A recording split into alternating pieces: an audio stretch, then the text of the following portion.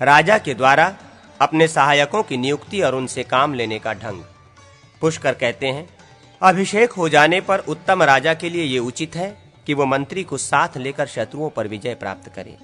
उसे ब्राह्मण या क्षत्रिय को, जो कुलीन और नीति शास्त्र का ज्ञाता हो, अपना सेनापति बनाना चाहिए। द्वारपाल भी नीतिज्ञ होना चाहिए। इसी प्रकार दूत को भी मृदुभाषी, अत्यंत बलवान और सामर्थ्यवान होना उचित है।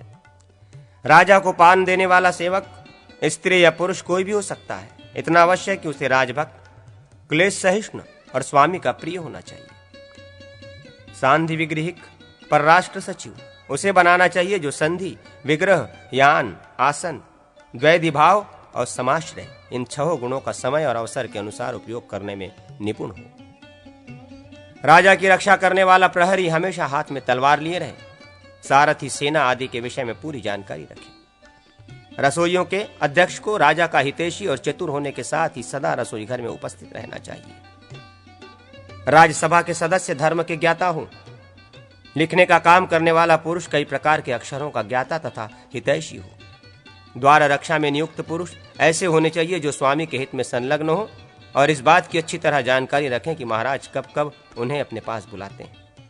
धनाध्यक्ष ऐसे मनुष्य हों जो रत्न आदि की परख कर सके और धन बढ़ाने के साधनों में तत्पर रहें।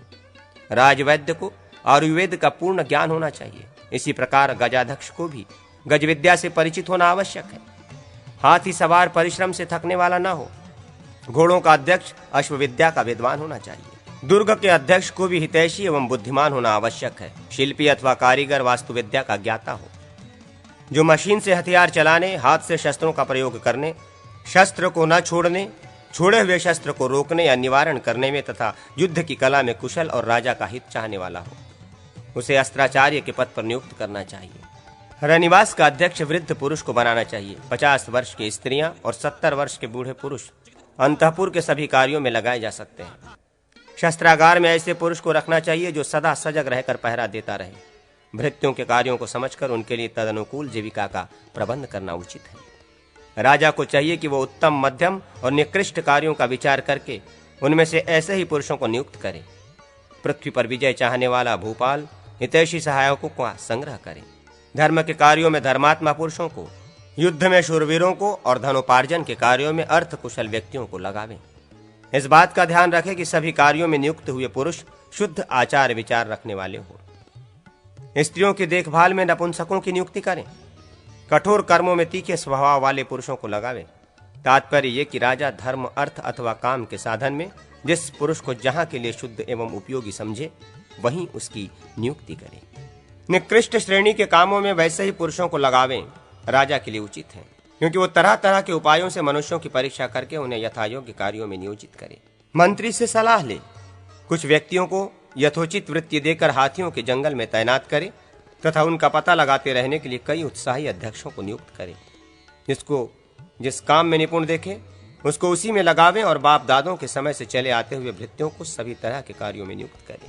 केवल उत्तराधिकारी के कार्यों में उनकी नियुक्ति नहीं करें, क्योंकि वहां वे सब के सब एक समान हैं। जो लोग दूसरे राजा के आश्रय से हटकर अपने पास शरण लेने की इच्छा से आवें, वे दुष्ट हों या साधु, उन्हें यत्नपूर्वक आश्रय दें। दुष्ट साबित होने पर उनका विश्वास न करें और उनकी जीविका वृत्ति को अपने ही अधीन रखें। जो लोग दूसरे देशों से अपने पास आए हों, उनके विषय में गुप्तचरों द्वारा सभी बातें जानकर उनका यथावत सत्कार करें। शत्रु, अग्नि, विष, सांप और तलवार एक ओर तथा दुष्ट स्वभाव वाले भृत्य दूसरी ओर, इनमें दुष्ट भृत्यों को ही अधिक भयंकर समझना चाहिए।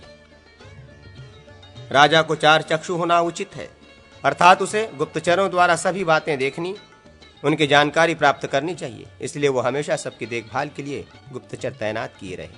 गुप्तचर ऐसे हों जिन्हें दूसरे लोग पहचानते न हो, जिनका स्वभाव शांत एवं कोमल हो तथा जो परस्पर एक दूसरे से भी अपरिचित हो। उनमें कोई वैश्य के रूप में हो, कोई मंत्र तंत्र में कुशल, कोई ज्योतिषी, कोई वैद्य, कोई सन्यास वेशधारी और कोई बलाबल का विचार करने वाले व्यक्ति के रूप में हो। राजा को चाहिए कि किसी एक गुप्तचर की बात पर विश्वास न करे। जब बहुतों के मुख से एक ही तरह की बात सुने तभी उसे विश्वसनीय समझे। भृत्यों के हृदय में राजा के प्रति अनुराग है या विरक्ति, किस मनुष्य में कौन से गुण तथा अवगुण है, कौन शुभ चिंतक है और कौन अशुभ चाहने वाला, अपने भृत्य वर्ग को वश में रखने के लिए राजा को ये सभी बातें जाननी चाहिए। वह ऐसा कर्म करे जो राजा का अनुराग बढ़ाने वाला हो, जिससे लोगों के मन में विरक्ति हो। ऐसा कोई काम न करे। प्रजा का अनुराग बढ़ाने वाली लक्ष्मी से युक्त राजा ही वास्तव में राजा है। वो सब लोगों का रंजन करने, उनकी प्रसन्नता बढ़ाने के कारण ही राजा कहलाता है। अनुजीवियों का राजा के प्रति कर्तव्य का वर्णन। भृत्य को राजा की आज्ञा का उसी प्रकार पालन करना चाहिए जैसे शिष्य गुरु की और साध्वी स्त्रियां अपने पति की आज्ञा का पालन करती हैं। राजा की बात पर कभी आक्षेप न करें, सदा ही उसके अनुकूल और प्रिय वचन बोलें। यदि कोई हित की बात बतानी हो और वो सुनने में अप्रिय हो तो उसे एकांत में राजा से कहना चाहिए। किसी आय के काम में नियुक्त होने पर राजकीय धन का अपहरण न करें। राजा के सम्मान की उपेक्षा न करें। उसकी वेशभूषा और बोलचाल की नकल करना उचित नहीं है। अंतःपुर के सेवकों के अध्यक्ष का कर्तव्य है कि वो ऐसे पुरुषों के साथ न बैठे जिनका राजा के साथ वैर हो तथा जो राज दरबार से अपमान पूर्वक निकाले गए हों। भृत्य को राजा की गुप्त बातों को दूसरों पर प्रकट नहीं करना चाहिए।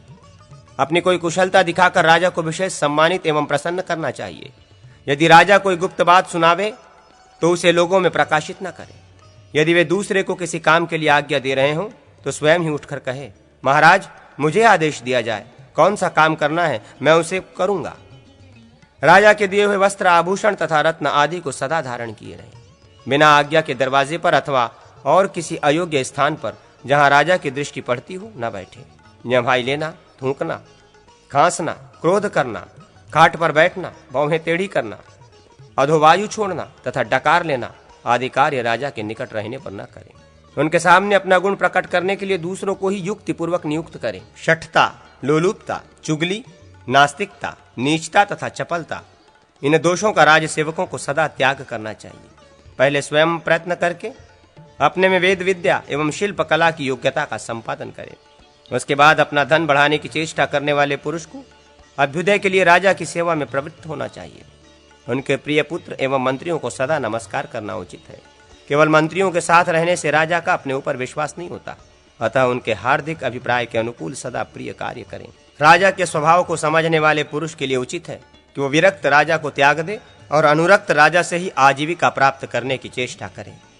बिना पूछे राजा के सामने कोई बात न कहे, किंतु आपत्ति के समय ऐसा करने में कोई हर्ज नहीं है। राजा प्रसन्न हो तो वो सेवक के विनय युक्त वचन को मानता है, उसकी प्रार्थना को स्वीकार करता है। प्रेमी सेवक को किसी रहस्य स्थान, अंतःपुर आदि में देख ले तो भी उस पर शंका संदेह नहीं करता है। वो दरबार में आए तो राजा उसकी कुशल पूछता है, उसे बैठने के लिए आसन देता है। उसकी चर्चा सुनकर वो प्रसन्न होता है। वो कोई अप्रिय बात भी कह दे तो वो बुरा नहीं मानता, उल्टे प्रसन्न होता है। उसकी दी हुई छोटी मोटी वस्तु भी राजा बड़े आदर से ले लेता है और बातचीत में उसे याद रखता है। उक्त लक्षणों से राजा अनुरक्त है या विरक्त, ये जानकर अनुरक्त राजा की सेवा करे। इसके विपरीत जो विरक्त है उसका साथ छोड़ दे। राजा के दुर्ग, कर्तव्य तथा साध्वी स्त्री के धर्म का वर्णन। पुष्कर कहते हैं, अब मैं दुर्ग बनाने के विषय में कहूंगा। राजा को दुर्ग देश, दुर्गम प्रदेश अथवा सुदृढ़ एवं विशाल किले में निवास करना चाहिए। साथ ही रहने वाले मनुष्यों में वैश्यों और शूद्रों की संख्या अधिक होनी चाहिए। दुर्ग ऐसे स्थान में रहे जहां शत्रुओं का जोर न चल सके। दुर्ग में थोड़े से ब्राह्मणों का भी रहना आवश्यक है। राजा के रहने के लिए वही देश श्रेष्ठ माना गया है जहां बहुत से काम करने वाले लोग, किसान, मजदूर रहते हों, जहां पानी के लिए वर्षा की राह नहीं देखनी पड़ती हो, नदी, तालाब आदि से ही पर्याप्त जल प्राप्त होता रहता हो, जहां शत्रु पीड़ा न दे सके, जो फल फूल और धन धान्य से संपन्न हो, जहां शत्रु सेना की गति न हो सके और सर्प तथा लुटेरों का भी भय न हो। बलवान राजा को निम्नांकित 6 प्रकार के दुर्गों में से किसी एक का आश्रय लेकर निवास करना चाहिए। भृगुनंदन, धन्वदुर्ग, महिदुर्ग, नरदुर्ग, वृक्ष दुर्ग, जल दुर्ग और पर्वत दुर्ग, ये ही 6 प्रकार के दुर्ग हैं। इनमें पर्वत दुर्ग सबसे उत्तम है। वह शत्रुओं के लिए अमेध और रिपुवर्ग का भेदन करने वाला है। दुर्ग ही राजा का पुरिया नगर है। वहां हाट बाजार तथा देव मंदिर आदि का होना आवश्यक है, जिसके चारों ओर यंत्र लगे हों, जो अस्त्र शस्त्रों से भरा हो, जहां जल का सुपास हो तथा जिसके सब ओर पानी से भरी खाइयां हो, वो दुर्ग उत्तम माना गया है। अब मैं राजा की रक्षा के विषय में कुछ निवेदन करूंगा। राजा पृथ्वी का पालन करने वाला है, अतः विष आदि से उसकी रक्षा करनी चाहिए। शीर्ष वृक्ष की जड़, छाल, पत्ता, फूल और फल, इन 5 अंगों को गोमूत्र में पीसकर सेवन करने से विष का निवारण होता है। शतावरी, गुंडोची और चौराई विष का नाश करने वाली है। कुशातक्की, कड़वी तरोई, कलहारी, करियारी, ब्राह्मी, चित्रपटोलिका, कड़वी पपूरी, मंडुकपर्णी, ब्राह्मी का एक भेद, वाराही कंद, आंवला, आनंदक, भांग और सोमराजी, बकुची, ये दवाएं विष दूर करने वाली हैं। विष नाशक माणिक्य और मोती आदि रत्न भी विष का निवारण करने वाले हैं।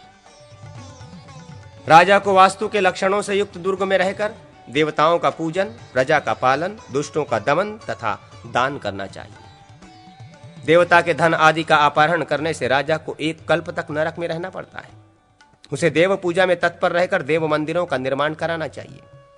देवालयों की रक्षा और देवताओं की स्थापना भी राजा का कर्तव्य है। देव विग्रह मिट्टी का भी बनाया जाता है। मिट्टी से काठ, काठ से ईंट का, ईंट से पत्थर का और पत्थर से सोने का तथा रत्न का बना हुआ विग्रह पवित्र माना गया है। प्रसन्नता पूर्वक देव मंदिर बनवाने वाले पुरुष को भोग और मोक्ष की प्राप्ति होती है।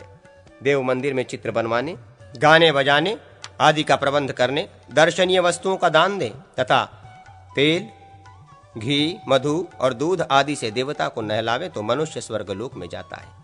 ब्राह्मणों का पालन और सम्मान करे, उनका धन न छीने। यदि राजा ब्राह्मण का एक सोना, एक गौवा अथवा एक अंगुल जमीन भी छीन लेता है तो उसे महाप्रलय होने तक नरक में डूबे रहना पड़ता है। ब्राह्मण सब प्रकार के पापों में प्रवृत्त तथा दुराचारी हो तो भी उससे द्वेष नहीं करना चाहिए। ब्राह्मण की हत्या से बढ़कर भारी पाप दूसरा कोई नहीं है। महाभाग ब्राह्मण चाहे तो जो देवता नहीं है उन्हें भी देवता बना दें और देवता को भी देवपद से नीचे उतार दें, अतः सदा ही उनको नमस्कार करना चाहिए। यदि राजा के अत्याचार से ब्राह्मणी को रुलाई आ जाए तो वो उसके कुल, राज्य तथा प्रजा सबका नाश कर डालती है। इसलिए धर्मपरायण राजा को उचित है कि वो साध्वी स्त्रियों का पालन करे। स्त्री को घर के कामकाज में चतुर और प्रसन्न होना चाहिए। वो घर के प्रत्येक सामान को साफ सुथरा रखे, खर्च करने में खुले हाथ वाली ना हो। कन्या को उसका पिता जिसे दान कर दे वही उसका पति है। अपने पति की उसे सदा सेवा करनी चाहिए। स्वामी की मृत्यु हो जाने पर ब्रह्मचर्य का पालन करने वाली स्त्री स्वर्गलोक को जाती है। वो दूसरे के घर में रहना पसंद न करे और लड़ाई झगड़े से दूर रहे। जिसका पति परदेश में हो वो स्त्री श्रृंगार न करे, सदा अपने स्वामी के हित चिंतन में लगी रहकर देवताओं की आराधना करे। केवल मंगल के लिए सौभाग्य चिन्ह के रूप में 2 आभूषण धारण किए रहे। जो स्त्री स्वामी के मरने पर उसके साथ ही चिता की आग में प्रवेश कर जाती है उसे भी स्वर्गलोक की प्राप्ति होती है। लक्ष्मी की पूजा और घर की सफाई आदि रखना गृहिणी का मुख्य कार्य है। कार्तिक की द्वादशी को विष्णु की पूजा करके बछड़े सहित गौ का दान करना चाहिए। सावित्री ने अपने सदाचार और व्रत के प्रभाव से पति की मृत्यु से रक्षा की थी। मार्गशीर्ष शुक्ला सप्तमी को सूर्य की पूजा करने से स्त्री को पुत्रों की प्राप्ति होती है। इसमें तनिक भी अन्यथा विचार करने की आवश्यकता नहीं।